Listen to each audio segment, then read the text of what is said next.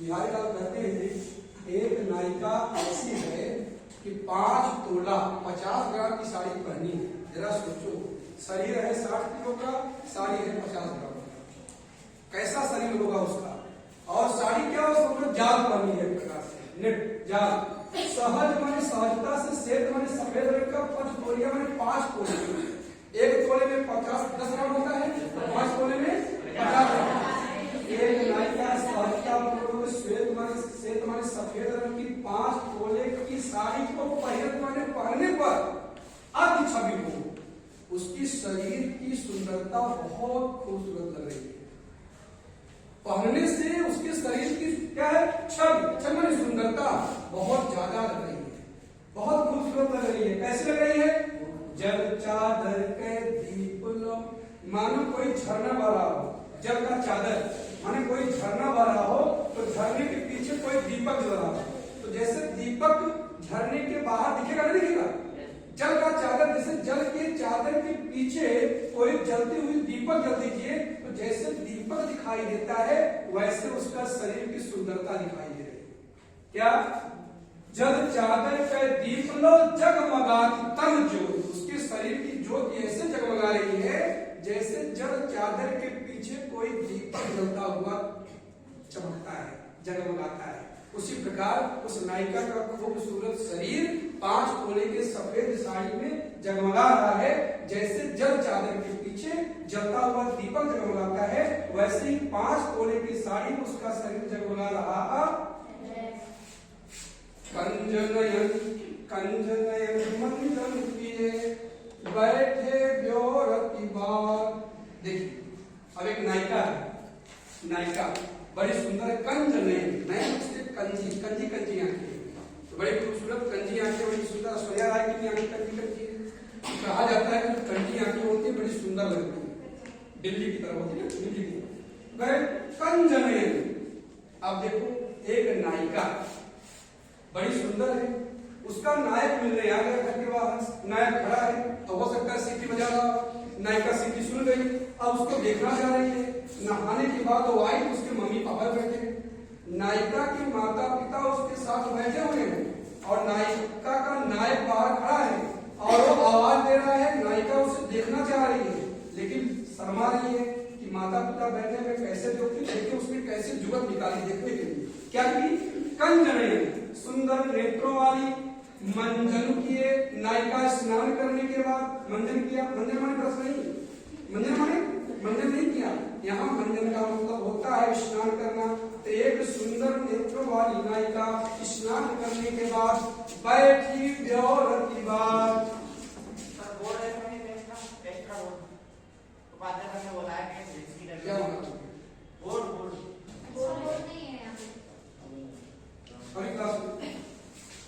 तो सुंदर नेत्रों वाली नायिका स्नान करने के बाद अपने बालों को ऐसे ही झाड़ रही है, बालों से पानी सुखा रही है। समझते हो? नायिका स्नान करने के बाद कुछ लोग क्या लेती हैं, हाथों से बाल, या कोई डंडी लेकर डंडी से ऐसे ब्योरत माने सुलझाना, ब्योरत बार माने हेयर क्या करे, ब्योरत माने सुलझा रही है।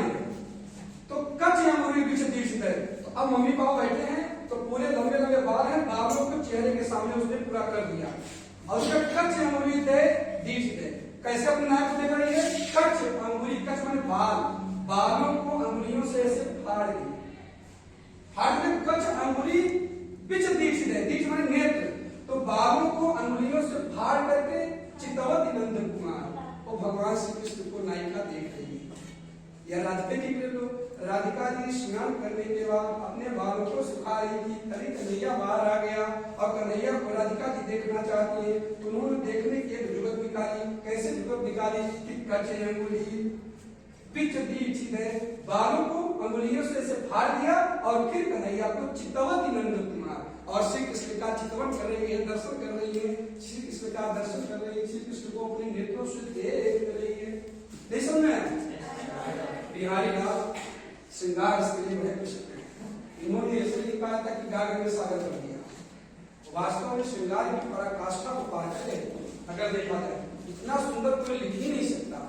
एक नायिका नायक को देखने के लिए कैसे जुगत निकाली। जरा देखो, सिखा रहे हैं कि भाई अब लज्जा, एक शर्मीली लड़की को भाई बाथरूम को बैठ के सोने रही थी, उसने क्या किया कि बाद में मेरी बिटिया बाल सुखा रही है और आराम से देख रही है, तो कच्च अंगुली चितवा समझ में आ गया। एक नायिका, वो नायिका अपने प्रियतम के वियोग में इतनी बावली हो गई है, इतनी बावली, एक प्रकार ताप गई, अपने प्रियतम के वियोग में उसके शरीर का ताप इतना अधिक बढ़ गया, इतना अधिक बढ़ गया, उसके बगल उसकी सहेली बैठी है, उसको गर्मी लगने लगी।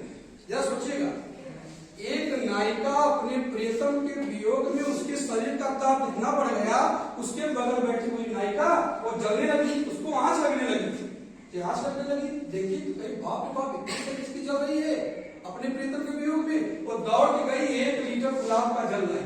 गुलाब जल कैसा होता है? ठंडा। वो सोची अगर इसके ऊपर हम गुलाब का जल डाल देंगे तो थोड़ी ठंडी हो जाएगी, बहुत ज्यादा गर्मी या बहुत ज्यादा ताप इसके शरीर में चढ़ रही है।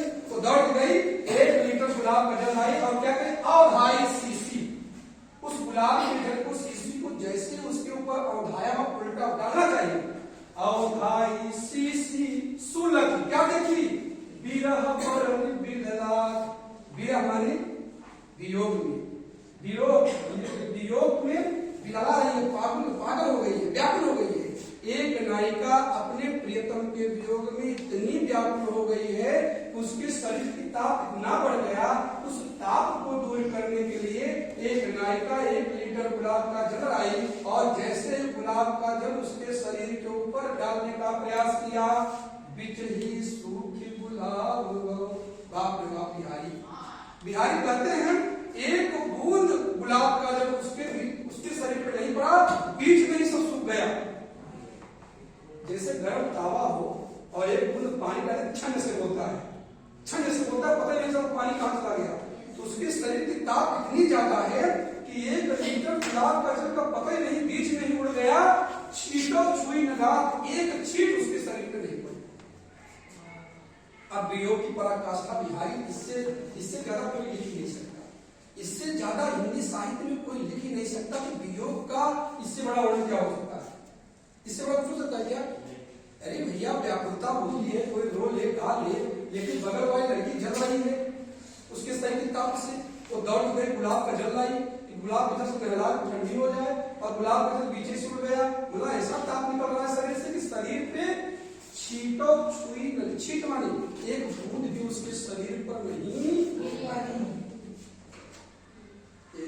बिहारी की अतिशयों की हाइपरबोल करती है और हाइपरबोल अलंकार है।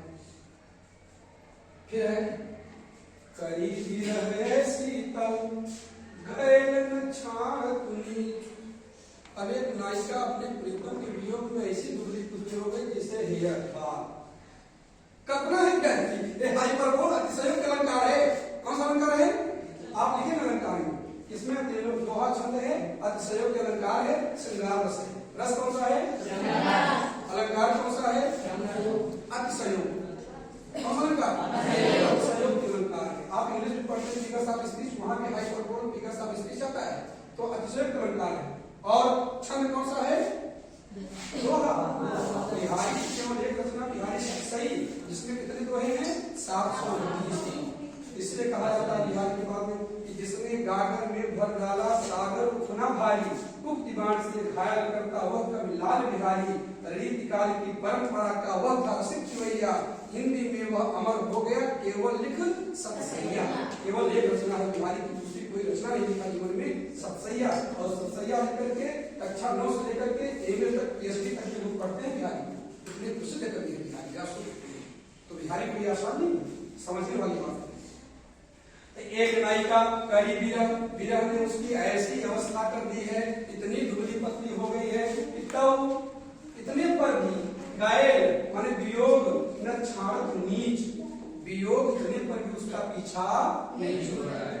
भाई कोई अपने पति के वियोग में नायिका सो करके लकड़ी हो जाए तो वियोग को उसे छोड़ देना चाहिए ना, इतने पर भी वो छोड़ता नहीं है। और देखिए दीना हूं चश्मा चकम, यमराज काल मृत्यु आई, चश्मा देकर ढूंढ रही इसको मैं ले चलूं ऊपर। दीने हूं चश्मा चकम, अपने चकमा नेत्रों पर यमराज चश्मा लगाकर आया है, चाहे लहे नदी फिर भी उस नायिका को नहीं देख पा रहा है कहां है। इतनी दुबली हो गई है, इनविजिबल अदृश्य हो गई है। जरा सोचो, बाल भी पतला सा होगा दिख जाएगा कि ये बाल पड़ा है, खाने में, चावल में, रोटी में बात पड़ता है तो पता चल जाता है कि बाल फंस गया है। लेकिन वो इतनी दुबली है कि चश्मा लगा करके मौत उसे ढूंढ रही है, फिर भी उसे नहीं ढूंढ पा रही है। एक नायिका अपने प्रीतम के वियोग में इतनी दुबली हो गई है, फिर भी वियोग उसका पीछा नहीं छोड़ रहा है। मारने के लिए मौत उसे चश्मा लगा करके ढूंढती है, फिर भी मौत उसे ढूंढ नहीं पा रही है। समझ आया? आगे क्या?